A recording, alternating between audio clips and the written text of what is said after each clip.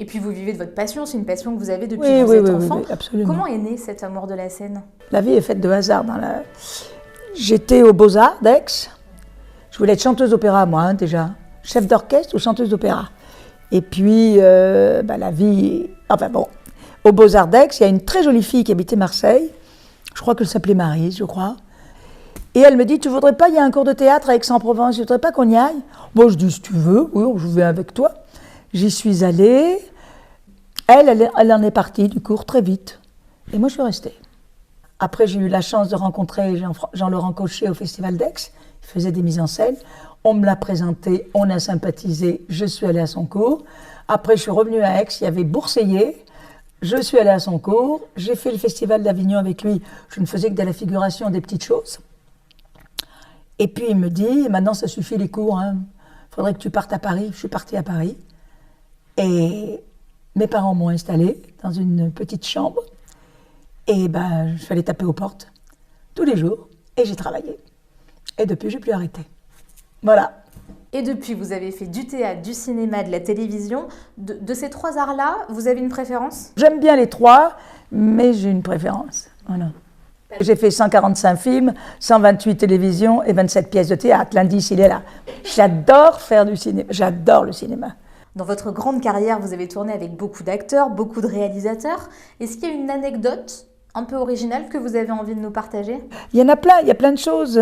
Quand j'ai tourné avec Charles Aznavour, après les plans, il avait un piano qui s'était porté, il cherchait des mélodies, il disait « donne-moi des noms, donne-moi des mots, donne-moi des mots ». Alors je faisais cerise, rat, il fallait lui donner des mots. Bon, je sais pas ce qu'il en fait, il essayait de trouver des mélodies et des paroles ou des textes à mettre.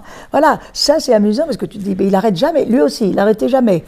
Mickey Rourke, Mickey, c'est une patte, un amour. J'ai fait un film avec Mickey. Qu'est-ce qu'il était gentil. Lui aussi, il n'allait jamais se coucher parce que quand j'allais au plateau, il est 6h30, 7h, il rentrait. Il me dit, tu vas où? Je dis, je vais au maquillage. Je dis, toi, tu viens d'où? La nuit, il faisait des cours de boxe. Parce qu'après le film que j'ai fait avec lui, il a fait son film sur la boxe. Donc, après le tournage, il allait boxer dans une salle qu'il faisait ouvrir que pour lui. Et pour aller boxer avec... écoute, des choses comme ça, bon, toi, c'est amusant, mais c'est bien à vivre sur le moment, quoi. Vous n'avez jamais eu envie de passer derrière la caméra? Oh, oui et non. Voilà, oui et non. C'est pour ça que j'aime le cinéma, parce que quand je suis assise sur un plateau, je ne m'ennuie pas. Je regarde pourquoi ils font un travelling, là. Pourquoi ils mettent un travelling plutôt qu'un chant contre chant? J'essaye de comprendre la manière dont ils tournent. Et un jour, j'ai même dit à Liliana Cavani, elle n'a pas compris, j'arrivais pas à faire une scène. J'ai dit, écoute, excuse-moi, tu vas la monter comment?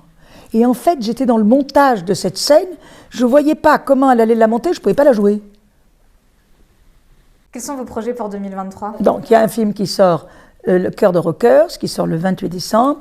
L'année prochaine, il y a un tout petit mariage, où je fais une grand-mère, c'est un petit rôle, mais très sympathique. J'ai l'Impasse qui va sortir à la télévision, je ne sais pas quand. Et puis La Priapé et Très cher Mandy et d'autres pièces de théâtre qui vont arriver. Et je vais refaire, je crois qu'on va reprendre, enfin je crois qu'ils en ont tourné sans moi, mais là je devrais y être. Je vais retourner à Bordeaux, la maman de Julie Depardieu dans Alexandra L. Voilà. Bon, tout ça, c'est plus tout ce qui arrive, donc tout va bien. En parallèle, vous avez créé les Flâneries d'art contemporain d'Aix-en-Provence. La 16e édition s'est tenue en 2022. C'est ça, je prépare la 17e édition. En fait, elle est presque prête. J'ai eu une idée d'ouvrir des jardins privés, d'aller chez les gens et de mettre de l'art. Alors j'ai commencé petit et puis petit à petit, ça a grossi, puis de l'art, et puis de la musique, et puis de l'opéra, et puis de la danse, et puis des comédiens. Et puis voilà, maintenant on a 10 à 15 000 personnes qui viennent sur le week-end. C'est un festival qui est gratuit pour le public.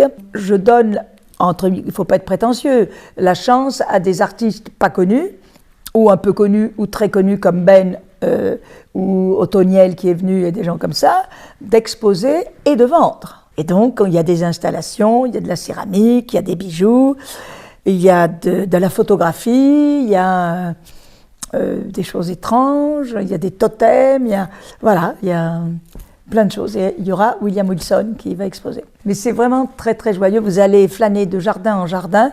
Il y a un programme, vous dites, oh, dans une demi-heure, il y a un tel. Ah, une heure après, il y a un autre tel. Les spectacles sont d'une demi-heure, pas plus, une demi-heure, 35 minutes, pour que les gens aient le temps de se transporter dans d'autres jardins et d'aller entendre, voir, apprécier, applaudir, voilà. Et ça se passe très très bien. Andrea Ferréol, merci beaucoup.